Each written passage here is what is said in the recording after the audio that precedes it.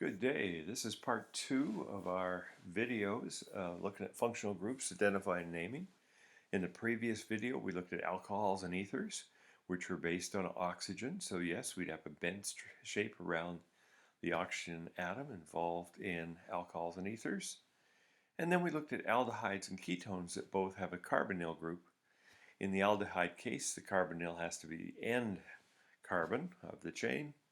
In the ketone case, the carbonyl group is not allowed to be on the end carbon of the chain. So we carry on, and now we look at carboxylic acids. So carboxylic acids have what's called a carboxyl group, and that is R, C double bonded to an O, but now it goes to another O. So that C double O to an O is our carboxyl group. You've run into carboxylic acids in grade 10. You might have heard of acetic acid, which we now call ethanoic acid. And you might remember it says COOH, and this H that wants to pop off is what makes it an acid. Carboxylic acid, this functional group, is always at the end of a chain because we can't put anything on the other side of a hydrogen. So it goes CH3, CH2, C double bonded O to an OH. We include this carbon. We have 3 carbons in our longest chain of carbon atoms, or sausage, and so instead of propane, it's propanoic acid. So that's why it says our suffix becomes oic acid. And if we're counting, this automatically becomes carbon number 1 if we have other branches on our chain.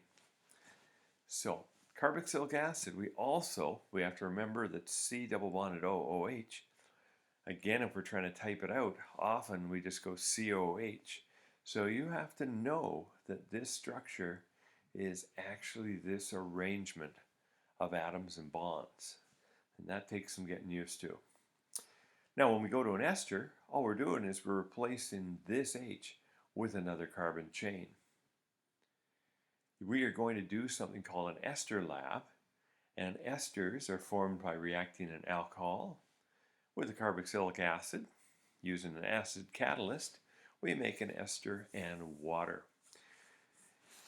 To name these things, it's often easiest if we know how the reaction occurs.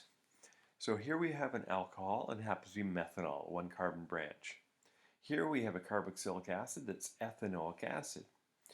And it turns out whatever is the acid, doesn't matter if it's a longer or shorter chain, whatever the acid is considered to be the main chain of the ester. So ethanoic acid becomes ethanoate. Then the methanol ends up being a methyl branch, a 1 carbon branch. Confusing? Of course. Well, then you say, how do these things get together? Well, what happens is we have this O, H, and H, and the OH belongs to the carboxylic acid. This H is attached to the oxygen of the alcohol. And it turns out I put a rectangle around it because you can see that's HHO, it's H2O. If I can rip the H2O out of here, this oxygen will connect directly to the carbon. And that's what's happened to make this ester. Since I pulled water out of it, it is called a dehydration synthesis. Right here it says dehydration synthesis. So we've removed water and we've formed that compound. The general formula, RC double bonded O, O to R prime, and that just means we have carbon chains that are either the same or different, but we have carbon chains at the end of it, or it goes RCOO, R prime, like this. So the acid goes from oic acid to O8, and then the alcohol becomes treated like a branch.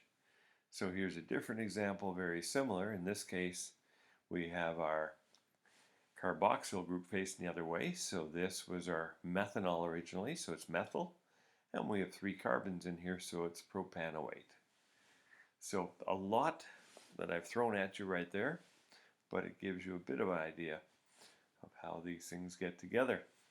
Amines are very straightforward.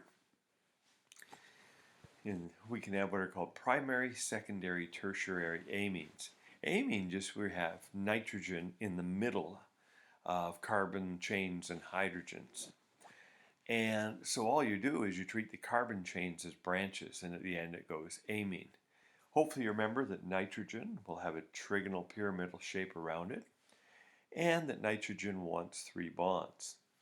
So if there's just one carbon chain on this, and that nitrogen would be attached to the carbon, which in turn is attached to 3 hydrogens, this would be a primary amine, and we call it methylamine. This one has 2 carbon chains. So we had originally, we had our primary. This was going to be our secondary amine because we have 2 carbon chains on our nitrogen. They both methyl, so that's why it's dimethylamine. And the third is a tertiary where we have 3 carbon chains, and we can see 2 are methyls and 1 is ethyl. So we have our dimethylethylamine, just like so. So they're relatively straightforward for naming. If you're going on to Biology 12, there's something called amides. And amides form when you have a carboxylic acid and an amine get together. And in this case, you're ripping out water again, so you're forming something called a peptide bond. In the formation of proteins, you are making peptide bonds, and this is when you combine amino acids. So amino acids get their name intentionally. The amino part means it's an amine, has nitrogen. And the acid part is a carboxylic acid part. So it has an amine on one end, carboxylic acid on another. So typically you have an amine of one amino acid gets together with a carboxylic acid of a neighboring amino acid. You put them together, make your peptide bond, and you start to make a protein.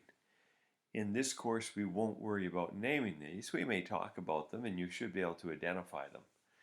And we will get to those on a future sheet. So threw a lot at you on this video, and now you should have some time to mull, ponder, and whatnot before we come at this again in a later video and class as we try to dominate functional groups.